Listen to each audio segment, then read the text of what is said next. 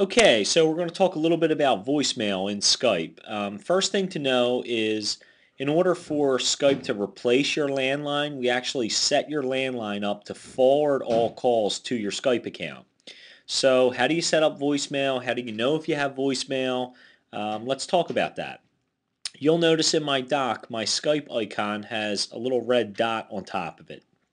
That dot is actually a number telling me that I have messages. In this case, I have two, and it doesn't necessarily mean they're voicemails. They could be missed calls, they could be text messages, or rather instant messages, or Skype calls or landline calls.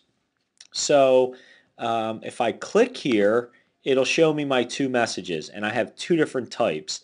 The one that says Vince Day is basically a Skype call that I missed, and the phone number is a call by a landline that I missed. The difference between Skyping and landline is Skyping uses the internet only and includes video conferencing. Landlines use the traditional phone network or a handset to some degree, but Skype can do both. So to play this message from Vince, I would double click it. Pete, this is Vince, leaving a voicemail. Not sure if you know, but you can actually leave someone a voicemail without calling them via Skype. You can just click on their name, then you click contacts, and then you just click leave voicemail. It will now call from the landline. Okay, so not only did I get a voicemail there from Vince, but I actually got a tip. What he was saying is if you wanted to just leave someone a voicemail without calling them, you just click on their name, click this little button, and say leave voicemail. And when you click that, something will pop up where you can record a message and send it directly to that person.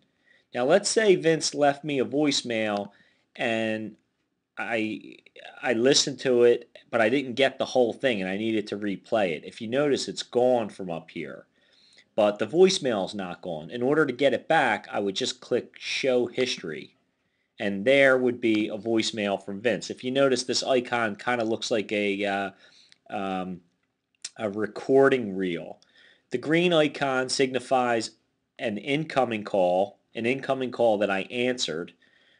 This icon is actually a chat history. So if I double clicked it, it would show the history of a chat that I had with that person.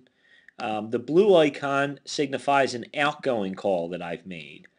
And again, these are voicemails. So if I wanted to play this voicemail because I missed it. Hey, it's Frank. Checking this out. So Frank's a part of our pilot, and he's leaving a voicemail there. You'll also notice I have a mixture of home phone numbers or landlines, Skype names, as well as numbers I don't know. And if I scroll down a little further, I'll show you what it looks like if you miss a call. And it's actually this red icon. So anything that's red signifies a missed call. Pretty easy, but it's helpful to know that by clicking your history button, it will show you all of your past messages. So I still have one unread message. I'm going to click that, click here, and click play. So Vince calling, leaving a message from the landline. Okay, nothing spectacular there, just a lot of help from Vince on helping me do this demo.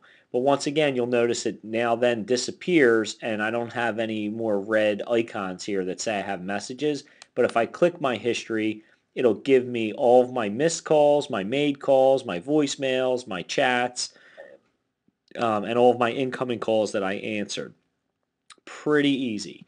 All right, so when you call me, how do you get voicemail? When you call yourself, how do you set up voicemail? Very easy.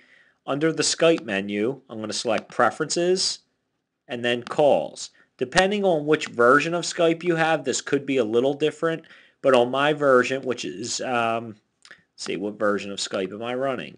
Version 280722, and you can find that out just by going under the Skype menu and saying About Skype. So for me and for you, you'll have to check the box under Calls, under Skype Preferences, Calls, check Voicemail, and then you record a message. I've already recorded one. You can hear it now if you like. You've reached Pete's Skype mail. Please leave a message, and I'll get back to you as soon as I can. Take care. If I wanted to re-record, I would just press the record button. Real easy. When you're done, it automatically saves.